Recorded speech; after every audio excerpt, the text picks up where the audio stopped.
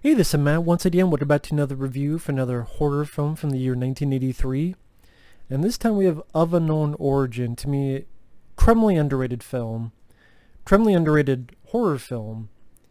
And this is a movie that still, I would still say doesn't get the respect it deserves. I mean, granted, it does have a Blu-ray. Does have a couple features. But I guess it's not that well known, to be honest. And to me, it deserves to be a lot more known than it is, because it's a great take on obsession, and it is a movie that's a hard sell, because think about it, you're trying to sell the film to someone who's never seen it before, and they ask, well, what's the movie about? And you go, well, it's about this guy played by Peter Weller, well before RoboCop, Screamers, I think before Buckaroo Banzai, all these other films, Leviathan, right there. Directed by George P. Cosmatos before Rambo 2, Cobra, Tombstone, among others. But okay, you don't sell this story. It's about a guy who battles a rat in his home. And they'd be like, a rat? Yeah, he fights a rat. Like a super large, no, a rat. I mean, kind of normal size, I mean, a little bit bigger than usual, but, and then people are like, what? Really? And even the marketing, I mean, I remember when I saw this on VHS the first time, and I got the cover, I thought it was a monster movie. I did not know it was a killer rat film. I mean, based on, like, they don't really want to tell you it's a killer rat movie, because Of Unknown Origin, and okay, is this a werewolf film? Is this just a monster movie? And if you watch the trailer, it kind of seems like it could be a haunted house movie, or a movie like House with William Cat, or something of the sort. And sorry about that. I have shorts on because it is hot, hot, hot. I know you all need to know that information, that useless information. But yeah, like, how do you sell that kind of flick?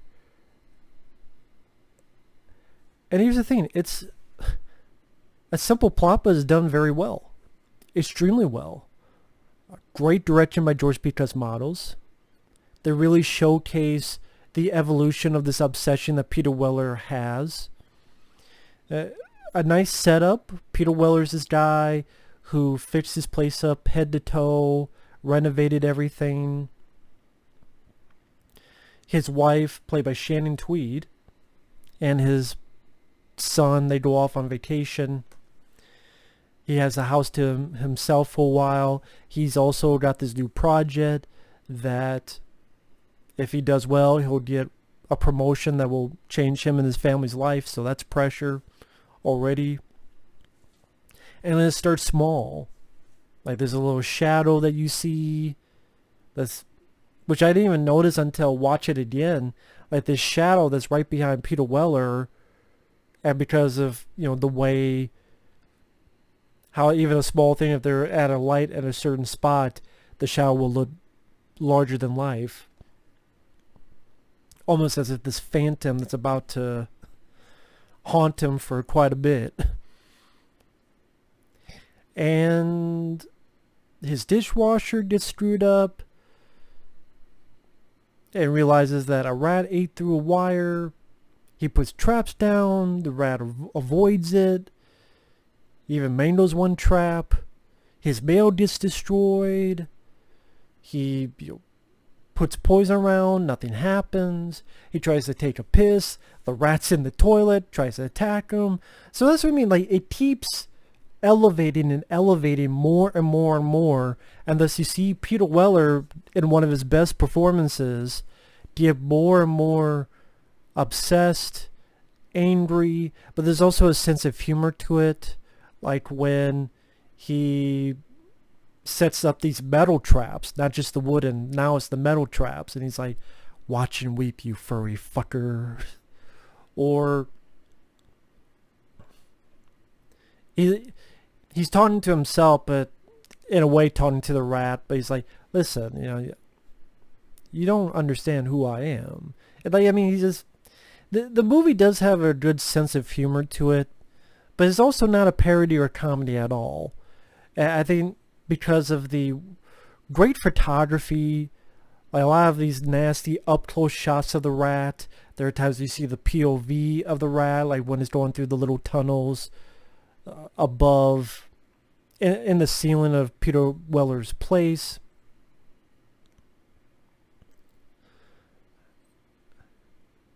Or inside his bed, and it's going around the springs of the bed. Again, they really do a great job of, this, I almost want to say a one-man show. I mean, there are other characters.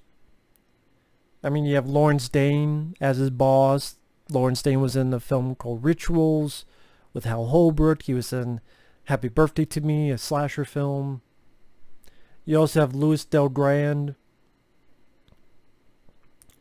He was the guy that got blown up at the beginning of Scanners.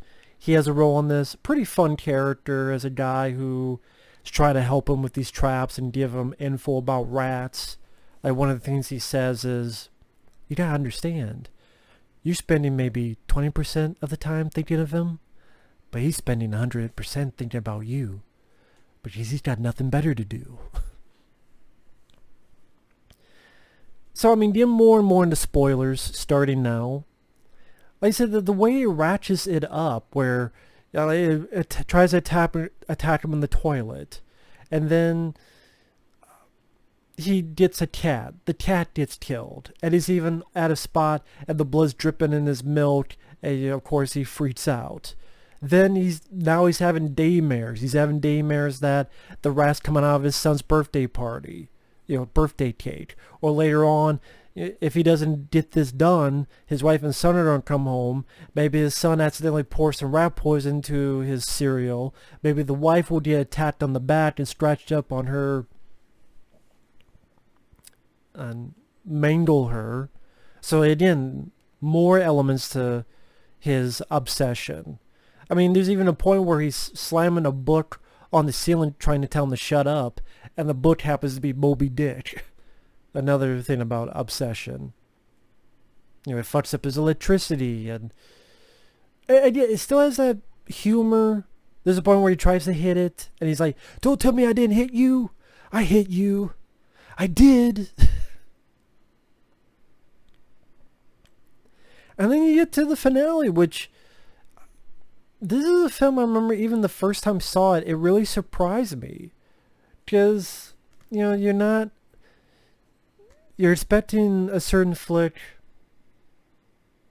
I mean, if it can't scare them to death, it will find another way. Again, it sounds like it'd be a monster movie or a werewolf film or something. But then you're like, it's a killer rat, and you go, what? A rat? Can't even say killer rat because it doesn't kill anybody, but a rat? But yeah, just the fact how well it's filmed and how Peter Weller's performance is. The scene where he's at a dinner with his boss and co-workers, and he's telling a speech about all the info he's found about rats and how they bring famine and sickness and death, and about the plague, and it really shows that this guy is cracked it. I mean, you just call this a psychological film too. Just how at the beginning he's very, I wouldn't say uptight because he's not mean to his family or anybody about it, but he's very much on materialism about how good his place looks. Oh, his sons mess up the carpet. Hey man, don't do that. Then by the end, he doesn't give a shit. Just he's made the weapon with a baseball bat and nails and metal traps on it, and he's just tearing his entire house apart. And because he don't give a fuck anymore. He's like, fuck my materialism. The way I look at it, fuck my materialism. My wife and kid are coming home. I need to stop this thing. This is my home. It's time for war. And he destroys his entire house doing it. It just, again, I remember the first time I saw this, I did not know it would go that far, and I'm glad it did, because most films would not. because they'd be too afraid that, oh, maybe they'll look silly, maybe they'll look goofy. To me, it works, and it works hands down. And then, of course, the great symbolism where there is a model of the house in the basement, and he fights in the basement, and he kills the rat while destroying the model of his basement. It's like he's destroyed his house, now he's destroying the model of his house, and finally kills the rat. And again, you can tell that the character has gone through an arc, because at the beginning, he was worried about everything. At the end, he sees the one thing not broken, a vase, and just drops it. Then he sees his wife and kid, and she's like, the luggage. He's like, fuck the luggage. See, the material stuff doesn't matter anymore. Just his wife and his kid, and this shows, again, an interesting development of that character. So yeah, the movie, Kevin Thomas, LA Times says it best, a visual tour de force, fast, taut, and darkly comic. I agree with that. Like I said, you have one of Peter Weller's best performances. The other actors do fine, but it's definitely Peter Weller's show. This is the Darby Ditson by the end of the film, which I love. And that's the baseball bat I was telling about with the metal traps and nails through it. Thought that was really cool. And again, if you're like, killer, I mean, it's about a rat, and it's a lot. If you think it sounds good, it's worth a look. If you think it sounds bad, it's a lot better than it sounds. It really is. I think it's an underrated gem. It's definitely one of my favorites of this year, 1983. And I'm glad it finally got a Blu-ray from Scream Factory. It's sad that Peter Weller didn't come. I mean, there's an old commentary with him and George P. Cosmatos, and they were recorded separately. They did bring that over. I wish Peter Weller had done a new interview. I guess nowadays he just doesn't do interviews for anything anymore, which is too bad, because he did one for Buckaroo Banzai when that Blu-ray came out. So I don't know what changed between then and now. Like, he did one for Buckaroo Banzai, but he won't do it for the new RoboCop documentary they're doing. He's like the only holdout. He didn't do it for Leviathan Blu-ray. He didn't do it for this. He didn't do it for Streamers Blu-ray. I don't understand, but whatever. But either way, I would like to have heard a new interview, like his new thoughts now that George P. Cosmatos is no longer with us, and he worked with him twice on this film and in Leviathan. But hey, not much you can do about that. Either way, thanks for watching. Take care. Again, I think this is a great movie, underrated gem, and we will see you guys later for another horror movie review from the year 1983. Later.